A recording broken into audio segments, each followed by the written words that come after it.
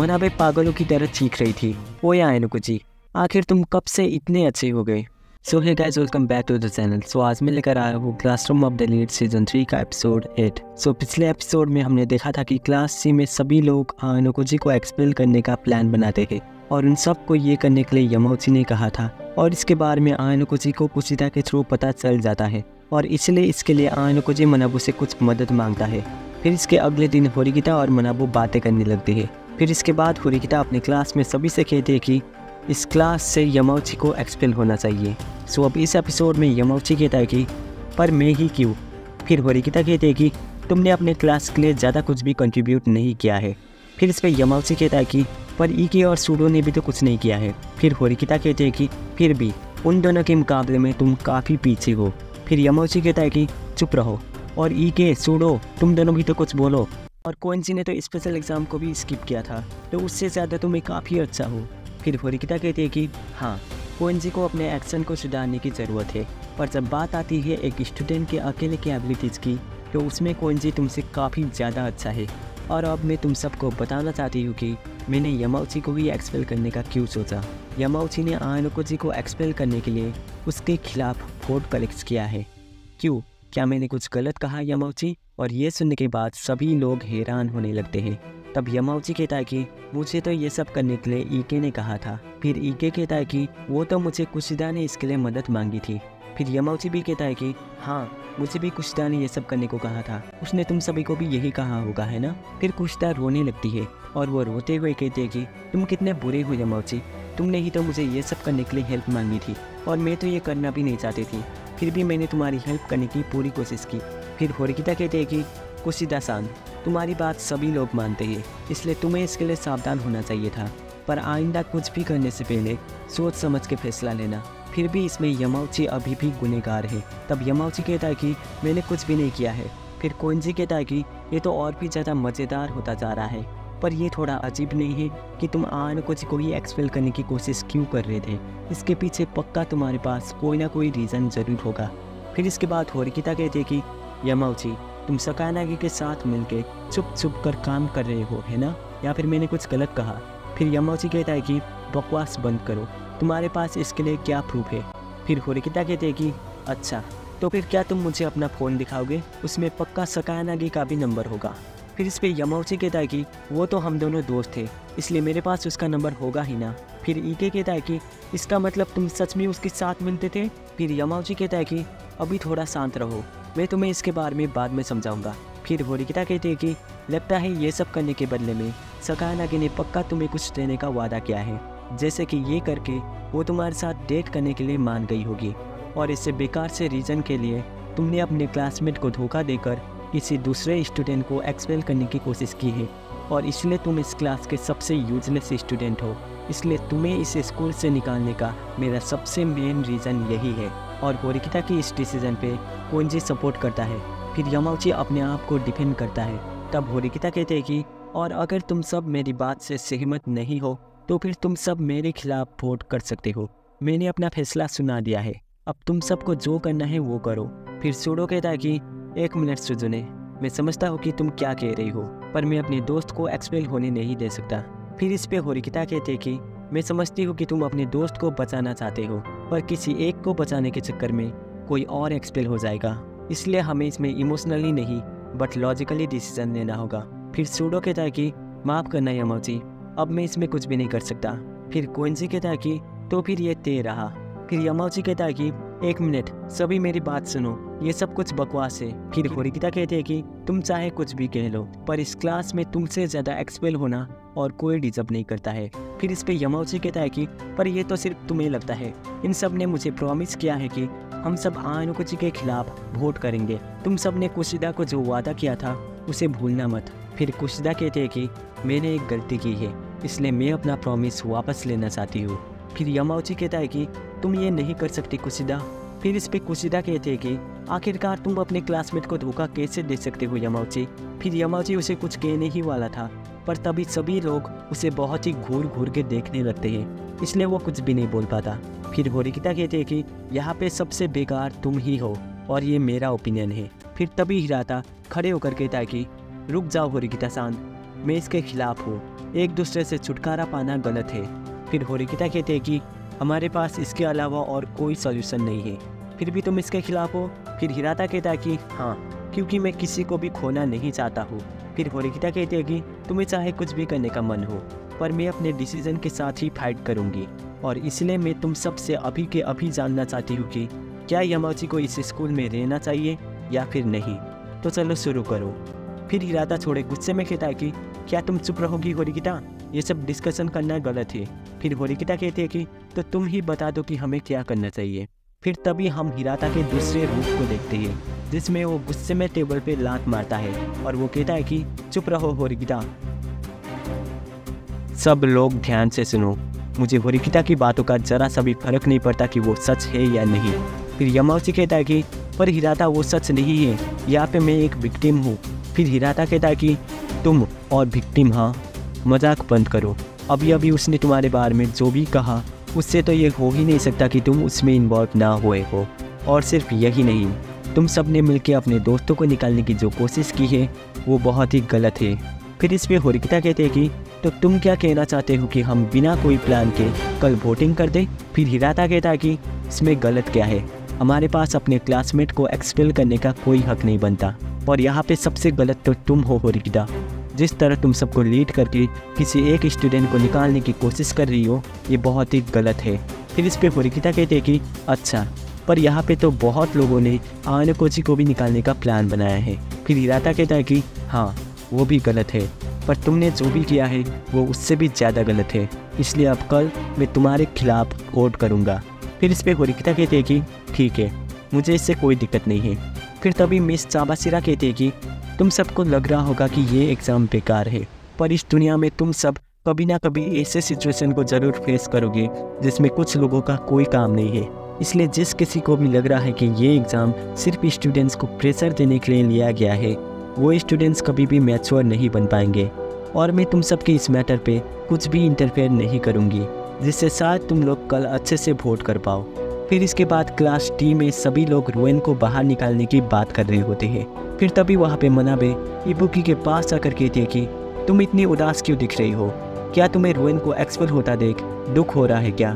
फिर इबुकी कहते हैं कि तुम्हें मुझे परेशान करने में मज़ा आता है क्या। फिर मनाबे कहते हैं कि ऐसा कुछ भी नहीं है, और देखो कल मैं तुम्हारे खिलाफ वोट करने वाली हूँ, तो क्या तुम भी मुझे वोट करोगी। फिर इबुकी कहते हैं कि किसे पता। फिर मनाबे चली जाती है, और तभी इशिज़ाकी इबुकी के पास जाकर कहता है कि इबुकी, तुमने रोएन के प्राइवेट पॉइंट्स को अभी तक कलेक्ट क्यों नहीं किया है, उसके जाने के बाद उसके सारे पॉइंट्स भी चले जाएंगे। फिर इस पे इबुकी कहते हैं कि तो फिर तुम खुद ही उससे क्यों नहीं पूछते। फिर इशिज़ाकी कहता है कि मैं चाह कर भी इसमें कुछ भी नहीं कर सकता। फिर इबुकी कहते हैं कि तो शायद अब हमें रोएन को अलविदा कहना ही होगा। फिर इशिज़ाकी कहता है कि ये तुम क्या बक रही हो, अगर रोएन चला गया तो हम क्लास ए में कभी भी नहीं पहुँच पाएंगे। फिर इसके बाद रात के टाइम इबुकी रोएन के पॉइंट्स को अपने अकाउंट में ट्रांसफ़र कर लेती है। फिर तभी वहाँ पे रोएन कहता है कि आखिरकार तुमने मेरा पॉइंट्स ले ही लिया। फिर इस पे इबुकी कहते हैं कि तुम ही इसके लिए मान गए थे, है ना, और अगर तुम्हें अपना पॉइंट्स देना ही नहीं होता तो फिर तुम उसे खर्च कर देते। फिर तभी रोएन उसके पास जाकर उसे पकड़ लेता है और वो कहता है कि मैं तुम्हारे इस एग्रेसिव साइड को बहुत पसंद करता हूँ, पर तुम अपने साथ बहुत ज़्यादा लूप होल्स रख देती हो, और अगर तुम ऐसे ही करते रही तो तुम सुजुने को कभी भी नहीं हरा पाओगी। और ये कहकर रोएन चला जाता है। फिर इसके बाद इशिनोजे नागुमो के कॉन्टैक्ट नंबर को देख रही होती है। फिर उसके फ्लैशबैक में हम देखते हैं कि वो अपने सभी क्लासमेट्स को इस एग्ज़ाम के लिए ज़्यादा चिंता ना करने को कहती है, क्योंकि बचे हुए पॉइंट्स उन्हें नागुमो देगा। और ये सोचने के बाद इशिनोजे नागुमो को कॉल करती है। तब नागुमो कहता है कि ओ इशिनोजे तुम हो, तुम्हें पक्का उसी के बारे में बात करना होगा। फिर इस पे इशिनोजे कहते हैं कि हाँ, मैं सोच रही थी कि मैं आपसे इसके बारे में फिर से एक बार कंफर्म कर लूँ कि सेनपाई, क्या आप सच में मुझे पसंद करते हैं। फिर नागुमो कहता है कि अगर मैं तुम्हें पसंद नहीं करता तो मैं तुम्हें मेरे साथ डेट में आने के लिए क्यों ही कहता, और अगर तुम हाँ कहो तो मैं तुम्हें अभी पॉइंट सेंड कर दूंगा। फिर इस पे इशिनोजे कहते हैं कि नहीं, मैं आपको बाद में कॉल करूँगी। फिर नागुमो कहता है कि ठीक है, पर तुम्हारे पास आधी रात तक का ही समय है, तब तक मुझे बता देना, नहीं तो उसके बाद मैं तुम्हें कोई भी हेल्प नहीं करूँगा। अब इशिनोजे को कुछ भी समझ में नहीं आ रहा था कि अब उसे क्या करना चाहिए। फिर यहाँ पे क्लास ए के अंदर आरिसु, हाशिमोतो और मासुमी बैठे हुए थे, और वहाँ पे आरिसु कहते कि कात्सुरागी कुन क्या कर रहा है।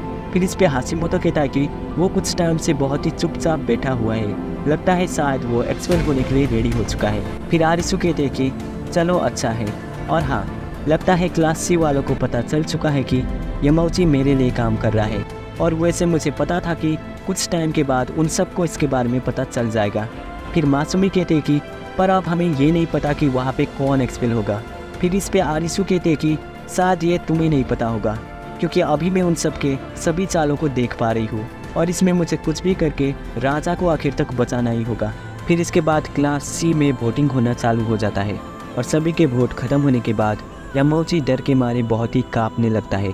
तब कोइंजी कहता है कि तुम शायद एक्सपेल होने के डर से घबरा रहे हो, है ना? फिर यमाउची हंसते हुए कहता है कि लगता है अब मैं तुम सबको इसके बारे में बता सकता हूँ कि मैं एक्सपेल नहीं होने वाला, क्योंकि सकायनागी ने मुझे वादा किया है कि वो अपने क्लास के सभी स्टूडेंट्स से मुझे पॉजिटिव वोट देगी। इसलिए अगर तुम सब मेरे खिलाफ वोट भी कर दो तब भी इसका कोई फ़ायदा नहीं होगा।